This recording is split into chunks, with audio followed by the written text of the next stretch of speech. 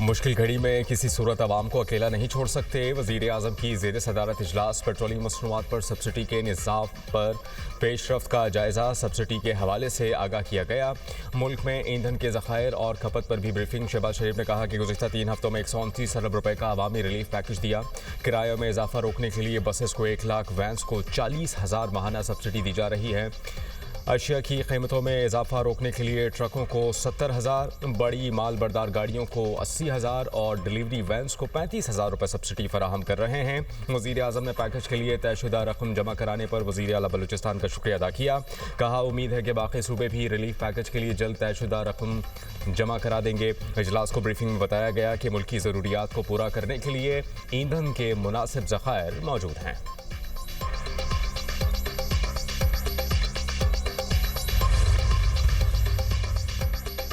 Petroleum मसनूआत की बिला ताअत्तुल फ्राहमी जारी है। मुल्क में कहीं भी पेट्रोलियम मसनूआत की किल्लत या लंबी कितारें नहीं। हुकूमत ने सूबों की मुशावरत से कीमतों में रद्दबदल का फैसला किया। वज़ीर मुमलिकत खजाना बिलाल अजहर कयानी और वफाकी वज़ीर शिजा फातिमा की न्यूज़ कॉन्फ्रेंस। कहा हुकूमत ने अवाम को रिलीफ देते हुए 129 अरब रुपए का बोझ उठाया। कमजोर तबके को रिलीफ देने के लिए खुसूसी इकदाम किए। शिजा फातिमा ने कहा कि सिर्फ रजिस्टर्ड गाड़ियों को सब्सिडी दी जाएगी। सब्सिडी हासिल करने के लिए एक्साइज में रजिस्ट्रेशन लाजिम है। वजारत IT, खजाना और स्टेट बैंक मिलकर काम कर रहे हैं।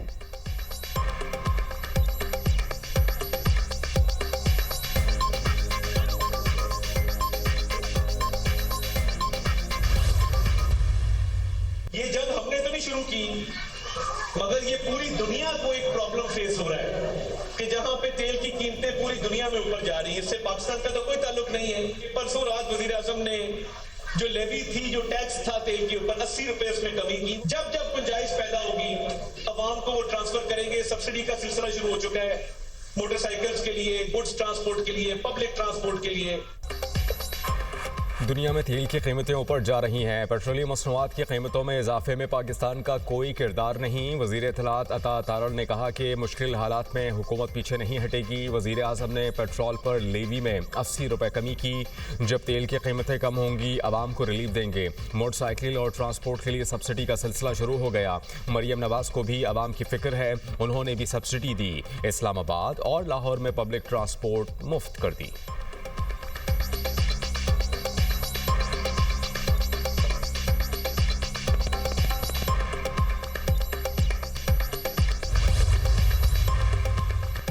ट्रांसपोर्टर्स ने यकीन दहानी कराई है कि 28 फरवरी से पहले नाफिज किराए ही लिए जाएंगे। ट्रांसपोर्टर्स को पैकेज देने का मकसद है कि किरायों में इजाफा ना हो। मुसाफिर बस, मिनी बस, कोस्टर और सुजुकी के किराए नहीं बढ़ाएंगे। वज़ीर आला सिंध मुराद अली शाह की न्यूज़ कॉन्फ्रेंस। बोले सूबे के हर गरीब आदमी तक पेट्रोल की सब्सिडी पहुंचाएंगे। चाहते हैं कि पेट्रोल की बढ़ती कीमतों के दौरान आवाम को रिलीफ मिले। कौम को मसाइल को समझकर खुद भी सादगी अपनाना होगी।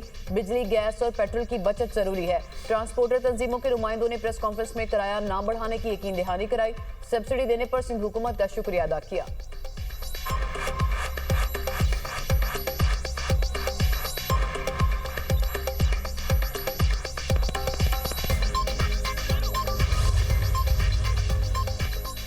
तहरीके तालिबान अफगानिस्तान से ताल्लुक़ रखने वाला दहशतगर्द गिरफ्तार। वज़ीर दाखिला बलूचिस्तान और दीगर हुकाम की प्रेस कॉन्फ्रेंस।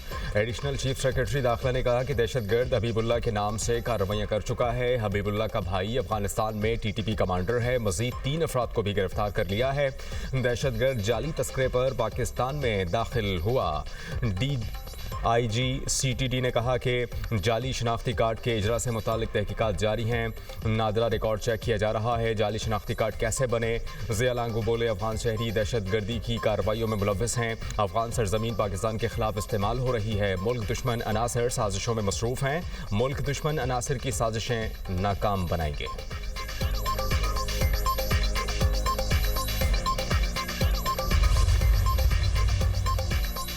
ईरान में गिरने वाले F-15 तैयारे के दूसरे पायलट को रेस्क्यू करने की तस्दीक। ट्रंप ने सोशल मीडिया पर पैगाम में कहा ईरानी पहाड़ों की गहराई से शदीद जख्मी और बहादुर F-15 के अफसर को बचा लिया। ईरानी फौज ऑफिसर को तलाश कर रही थी और बहुत करीब पहुंच चुकी थी। हमने ईरान के ऊपर 7 घंटे गुजारे, ये गैर मामूली बात है। ईरानी फिजाओं पर मुकम्मल बढ़तरी हासिल है। हमारी फौज ने तारीख का सबसे खतरनाक ऑपरेशन किया। पायलट को निकालने के लिए दर्जनों तैयारों को ईरानी हुदूद में भेजा गया। शानदार ऑफिसर को रेस्क्यू करने के लिए खतरा मोल लिया। जख्मी ऑफिसर की हालत खतरे से बाहर है। पहली बार दुश्मन के इलाके में 2 अलग कामयाब रेस्क्यू ऑपरेशन किए। खबरसां इदारे रॉयटर्स के मुताबिक एयरमैन ईरान के हाथों तबाह होने वाले F-15 तैयारे का दूसरा क्रू मेंबर था। एक पायलट को पहले ही रेस्क्यू कर लिया गया था।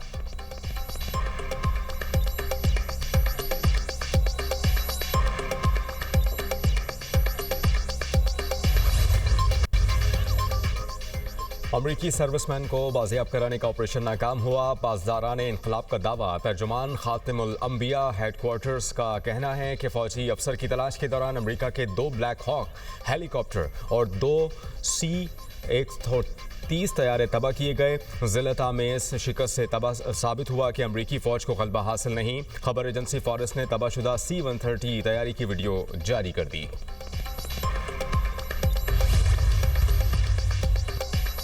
अमेरिकी पायलट को रेस्क्यू करने के लिए ऑपरेशन 3 और 4 अप्रैल को किया गया। न्यूयॉर्क टाइम्स का दावा। कार्रवाई में सैकड़ों एहलकारों, तैयारों और हेलीकॉप्टर्स ने हिस्सा लिया।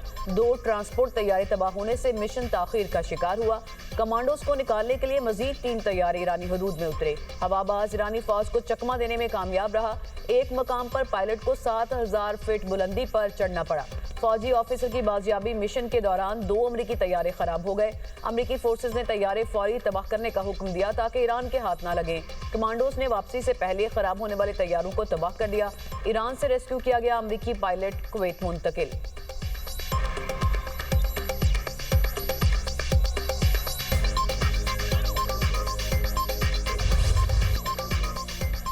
अमेरिकी सदर की ईरान के बिजली घर और पुल तबाह करने की धमकी। डोनाल्ड ट्रंप ने सोशल मीडिया पर बयान में कहा कि आपने हॉर्मुज़ खोल दो वरना जहन्नुम जैसी जिंदगी गुजारोगे।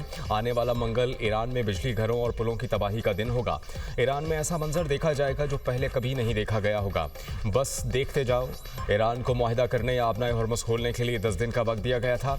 ट्रंप का तेहरान पर बड़े हमले में ईरानी फौजी क़यादत को ख़त्म करने का भी दावा। कहा कि तमाम ईरानी फौजी रहनुमाओं को ख़त्म किया जिनका रवैया गैर मोहतात था। अमरीकी सदर ने तेहरान पर हमलों की वीडियो ट्रुथ सोशल मीडिया पर शेयर कर दी।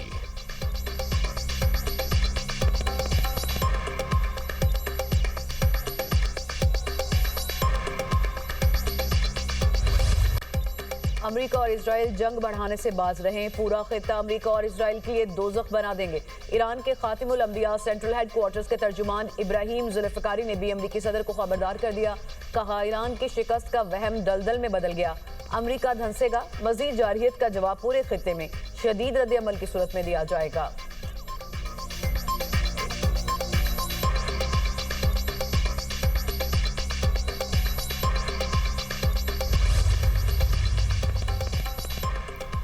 अमेरिका और इसराइल के ईरान पर हमले। इस्फहान समेत कई शहरों में धमाके। सूबा कोह गिलेविया में बमबारी से 3 अफराद शहीद, 2 जख्मी हो गए।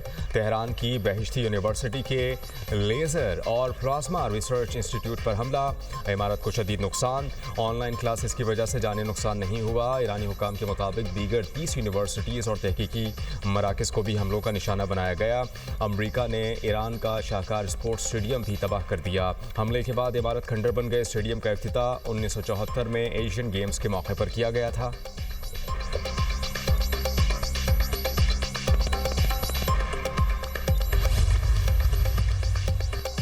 ईरान ने इसराइल पर मिसाइल्स की नई लहर दाग दी। ईरानी हमलों के बाद इसराइल के मुख्तलिफ इलाकों में सायरन बज उठे। कुवैत के शवेख ऑयल सेक्टर कॉम्प्लेक्स में ड्रोन हमले के बाद आग लग गई।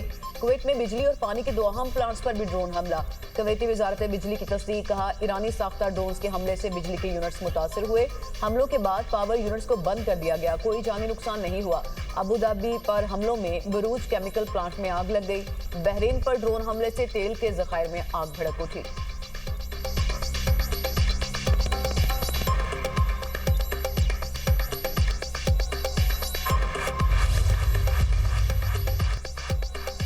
इसराइल की ईरान की तवानाई तनसीबात को निशाना बनाने की तैयारी। इसराइली वजारत दिफा का दावा, कहा कि ईरानी तवानाई तनसीबात पर हमलों के लिए अमरीका से ग्रीन सिग्नल का इंतजार है।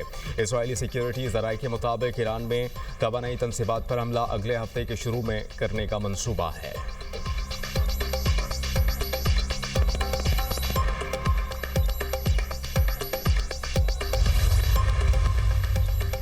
ईरानी वज़ीर ख़ारजा अब्बास अराग़ची का अक़वाम मुत्तहिदा के सेक्रेटरी जनरल एंटोनियो गुतेरेस को खत लिखा। वो शहर जौहरी प्लांट के करीब हमले इंतहाई तशवीशनाक हैं। जौहरी प्लांट के करीब चौथे हमले से ताबकारी अखराज का खतरा है। ताबकारी हुई तो इससे तेहरान में नहीं खलीजी ममालिक के दारुल हुकूमतों पर भी असर पड़ेगा, जो एक नाकाबिले बर्दाश्त सूरत हाल है। आलमी एटमी तवानाई एजेंसी के मुताबिक वो शहर के एटमी प्लांट से ताबकारी की इतलात नहीं है। प्लांट पर हमले के बाद रूसी कंपनी ने वो शहर जौहरी प्लांट से अपने 198 माहिरीन वापस बुला लिए।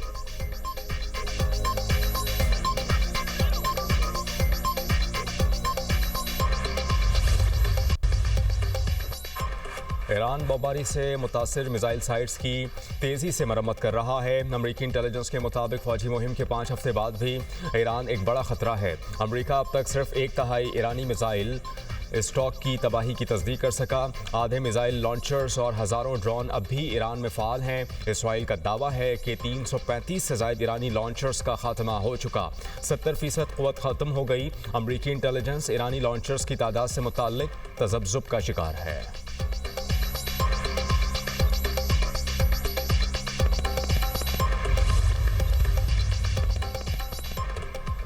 ईरान के शहीद कमांडर कासिम सुलेमानी की साहबजादी ज़ैनब सुलेमानी ने अमरीकी महकमा खारजा के दावे की तरदीद कर दी। कहा कि अमरीका ने जिन 2 ख़वातीन को गिरफ्तार किया है उनका शहीद कासिम सुलेमानी के ख़ानदान से कोई ताल्लुक़ नहीं है। अमरीकी वजारत खारजा का दावा झूठा है। ये लोग इस दर्जे गिर चुके हैं कि झूठ बोलकर आलमी राय आमा को ईरान के ख़िलाफ़ करना चाहते हैं। इससे पहले अमरीका ने दावा किया था कि शहीद कासिम सुलेमानी की 2 रिश्तेदार ख़वातीन को गिरफ्तार कर लिया है। अमरीकी वज़ीर ख़ारजा मार्को रूबियो ने कहा कि हमीदा सुलेमानी अफशार और उनकी बेटी ग्रीन कार्ड होल्डर थीं। वो अमेरिका में जिंदगी गुजार रही थीं। हमीदा सुलेमानी और उनकी बेटी दोनों का ग्रीन कार्ड मनसूख कर दिया है। दोनों अमेरिका से बेदखली के लिए मुंतज़िर हैं।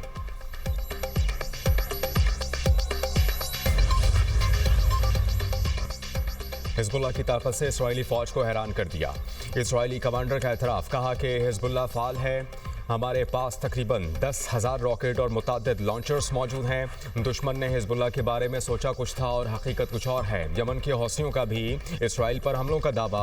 तर्जुमान की जानिब से जारी बयान में ये कहा गया कि इसराइली बेन गुरियन एयरपोर्ट और जनूबी इलाके में फ़ौजी तनसीबात को निशाना बनाया गया है। हमलों में क्लस्टर मिसाइल और ड्रोन्स का इस्तेमाल किया गया।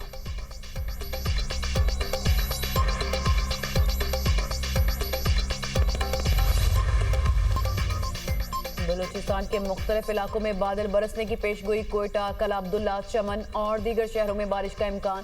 खैबर पख्तूनख्वा के कई शहरों में भी वक्फे से बारिश।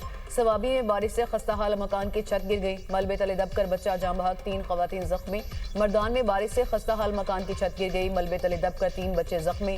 इमदादी ऑपरेशन के दौरान रेस्क्यू एहलकार भी जख्मी हुआ। 25 मार्च से अब तक बारिशों के बायस मुख्तलिफ हादसात में 45 अफराद जाँ बहक और 105 जख्मी हुए।